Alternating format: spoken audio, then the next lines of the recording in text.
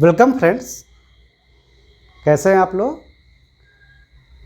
तो इसके पहले वाले एपिसोड में हमने नॉन कंडक्टिंग यूनिफॉर्मली चार्ज्ड एक सीट के पास एकदम पास इलेक्ट्रिक फील्ड कैसे निकालते हैं, वो कितना आता है, हम लोगों ने सीखा था।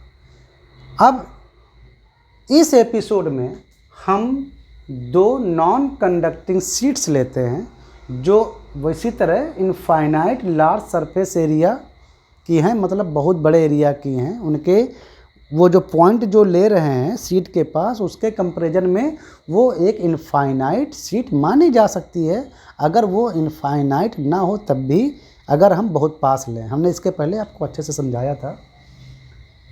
और वो यूनिफॉर्मली चार्ज सीट है, यानी जो चार्ज हमने सीट्स में जो डाला है वो पूरी तरह से यूनिफॉर्मली फैला हुआ है पूरी सीट के मटेरियल में या उसके सरफेस पर। सीट मतलब बहुत एक्सट्रीमली थिन, ठीक है, उसकी कोई मोटाई नहीं, बिल्कुल ऐसे जैसे आपको दिख रही हैं। ये इनफाइनाइट साइज की सीट है, पहली सीट और दूसरी सीट, और दोनों के बीच में जो डिस्टेंस है वो देखो क्या लिखा है यहाँ पर, very less distance. Very less distance मतलब इतनी लेस डिस्टेंस कि इस सीट से जो इलेक्ट्रिक फील्ड लाइंस जो चलें वो यहाँ इस सीट के आसपास भी असर डालें। देखो, मतलब और वो स्ट्रेट भी रहें, मतलब बिल्कुल पैरेलल जाएं, बिल्कुल यहाँ 90 डिग्री का एंगल हो और बिल्कुल पैरेलल जाएं, मतलब इस तरह इतने पास कि यहाँ से जो चलें जो इलेक्ट्रिक फील्ड लाइंस वो दूसरी सीट के आसपास भी बिल्कुल पैरेलल ही जाएं, मतलब इतने क्लोज, मतलब ये मुड़े नहीं, कर्व ना हो, बिल्कुल उसी तरीके से जाएं जैसे कि हमने अभी अपने कॉन्सेप्ट में इसके पहले सोचा था। और जो यहाँ पर जो इस सीट पर मान लो हमने नेगेटिव चार्ज दे दिया, फॉर एग्जाम्पल, पॉजिटिव भी दे सकते हो, कोई दिक्कत नहीं है।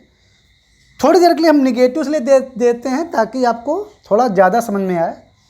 और इस सीट पर जब हम नेगेटिव चार्ज वाली जो सीट है, ठीक है, जिसकी सरफेस चार्ज डेंसिटी -σ2 हो सकता है, इस पर चार्ज अलग हो, और इस पर हमने अगर +Q1 चार्ज दिया तो इसकी सरफेस चार्ज डेंसिटी σ1, मतलब इस पर चार्ज हो के अमाउंट अलग हो सकती है। तो इस पर इससे जो इलेक्ट्रिक फील्ड लाइंस निकलेंगी, जाहिर सी बात है वो ये निगेटिव चार्ज है तो ऐसे आएंगी इलेक्ट्रिक फील्ड लाइंस,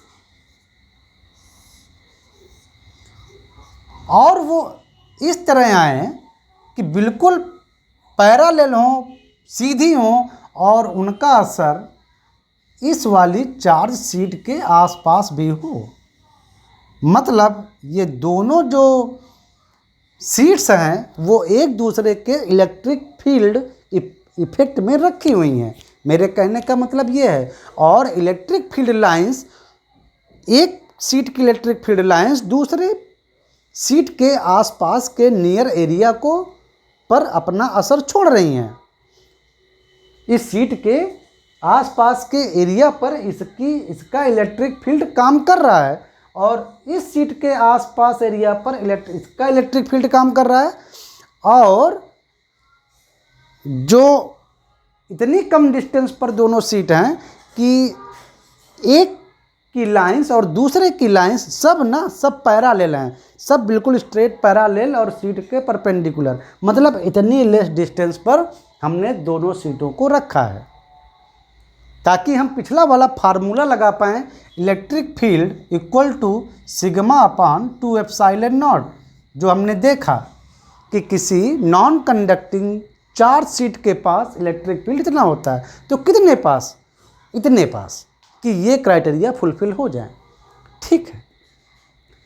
अब हम 3 पॉइंट लेंगे, यानी इस सीट के पास पहला पॉइंट, इसका नाम दे देते हैं हम ए, इन दोनों के सीट के बीच में दूसरा पॉइंट बी और इस सीट के बाहर तीसरा पॉइंट सी।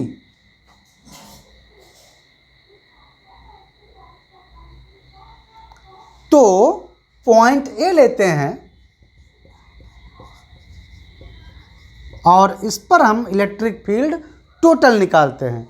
तो ये जो पॉइंट है ये इस सीट के पास है, तो इस सीट के मतलब ए पॉइंट पर टोटल इलेक्ट्रिक फील्ड अगर आप निकालें तो ये पॉजिटिव अगर सीट है तो इसके चलते यहाँ पर इलेक्ट्रिक फील्ड, तो इसकी surface charge density σ1 upon 2 epsilon naught, और उसकी डायरेक्शन होगी इधर पॉजिटिव से इधर। लेकिन इस सीट के चलते ये भी पॉइंट बहुत पास ही है, वेरी लेस डिस्टेंस, इतना पास है कि वहाँ से चलने वाली जो इलेक्ट्रिक लाइंस हैं, इलेक्ट्रिक फील्ड लाइंस या कह लो इलेक्ट्रिक फील्ड, वो इस पॉइंट पर असर डाल रहा है। ये इनफाइनाइट लार्ज हैं, तो ये बिल्कुल पास समझो। तो पॉइंट ए पर जो इस निगेटिव सीट के चलते जो इलेक्ट्रिक फील्ड आएगा उसकी तो डायरेक्शन इधर होगी, क्योंकि वो निगेटिवली चार्ज है। तो वो वैल्यू कितनी होगी? वो वैल्यू होगी σ2 अपान 2 एप्सिलॉन नॉट। वो वैल्यू इधर, वो वैल्यू इधर, यानी जो नेट इलेक्ट्रिक फील्ड आएगा वो दोनों का डिफरेंस आएगा, क्योंकि हम डायरेक्शन को भी ध्यान में रखेंगे। अब हम लेते हैं middle point, point B. Point B पर देखो तो ये पॉजिटिवली सीट, जो 4 सीट है नॉन कंडक्टिंग मटेरियल की बनी, ये इस पर इलेक्ट्रिक फील्ड लगाएगी अपने से दूर, और इसके चलते इस पर इलेक्ट्रिक फील्ड होगा इसके ओर, मतलब निगेटिव की ओर, यानी दोनों इलेक्ट्रिक फील्ड सेम डायरेक्शन में काम करेंगे। भाई ये पॉजिटिव से दूर और ये इस पर ये जो इलेक्ट्रिक फील्ड प्रोड्यूस करेगी उसकी डायरेक्शन निगेटिव की ओर, इसका मतलब दोनों की डायरेक्शन उसी डायरेक्शन में हो गई। तो पॉइंट बी पर total electric field, point B पर टोटल इलेक्ट्रिक फील्ड, इस सीट के चलते फील्ड σ1 अपान 2 एप्सिलॉन नॉट, और इस सीट के चलते फील्ड σ2 अपान 2 एप्सिलॉन नॉट, दोनों सम हो जाएंगी और उसकी डायरेक्शन इधर हो जाएगी। इसमें डायरेक्शन डिपेंड करेगा कि इसकी वैल्यू ज़्यादा है या इसकी वैल्यू ज़्यादा है, तो डायरेक्शन इसमें डिपेंडेंट होगी, लेकिन इसकी डायरेक्शन फिक्स हो गई कि इसकी डायरेक्शन तो इधर ही जाएगी। अब नंबर 3 पॉइंट सी, उस तरफ वहाँ पे आओ। तो इस सीट के ये पॉइंट एकदम पास ही है इसके, तो इस सीट के चलते इस पर जो इलेक्ट्रिक फील्ड लगेगा उसकी डायरेक्शन होगी इस ओर, निगेटिव की ओर। और इस सीट, ये पॉइंट इस सीट के भी बहुत पास है, क्योंकि ये इन सब इनफाइनाइट लार्ज सीट हमने ली हैं और इनकी डिस्टेंस बहुत कम रखी है। तो इस सीट के चलते इस पर जो इलेक्ट्रिक फील्ड लगेगा ये पॉजिटिव है, तो अवे यानी ऐसे। तो और डिपेंड करेगा कि इसकी फाइनल डायरेक्शन किधर होगी, जिसके फील्ड की वैल्यू ज़्यादा होगी उसी ओर होगी। अगर ये ज़्यादा है तो इस ओर होगी, और अगर वो ज़्यादा वैल्यू है तो नेट उस ओर होगी। इलेक्ट्रिक फील्ड की डायरेक्शन वो डिपेंड करेगा कि दोनों में किसकी डायरेक्शन ज़्यादा है। तो इसमें भी पॉइंट सी पर भी वही होगा, जो नेट इलेक्ट्रिक फील्ड आएगा वो दोनों के डिफरेंस के इक्वल होगा। और डायरेक्शन डिपेंड करेगी कि किस इलेक्ट्रिक फील्ड की वैल्यू ज़्यादा है, क्योंकि σ1 और σ2 डिफरेंट है तो इलेक्ट्रिक फील्ड भी डिफरेंट होगा। ठीक है, तो ऐसे हम दो non conducting uniformly infinite large surface area वाली सीट हैं, तो उनके बीच में जो एक दूसरे से बहुत कम दूरी पर रखी हुई हैं, वेरी लेस डिस्टेंस पर, तो उनके आसपास यानी दोनों सीटों से बाहर और दोनों सीटों के बीच में इलेक्ट्रिक फील्ड कैसे कैलकुलेट करते हैं वो हम ऐसे कैलकुलेट करते हैं। और ये सारी वैल्यू भी अप्रॉक्सीमेट वैल्यू होती हैं, मतलब लगभग रियल लाइफ में काम आने वाली। ठीक है, तो आई थिंक आपको समझ में आ गया। अगर हम इसको पॉजिटिव कर देते, मान लो हमने अभी निगेटिव कर रखी थी, मान लो ये सब हम पॉजिटिव कर देते हैं, दोनों सीट पॉजिटिव कर देते हैं, तो क्या होता,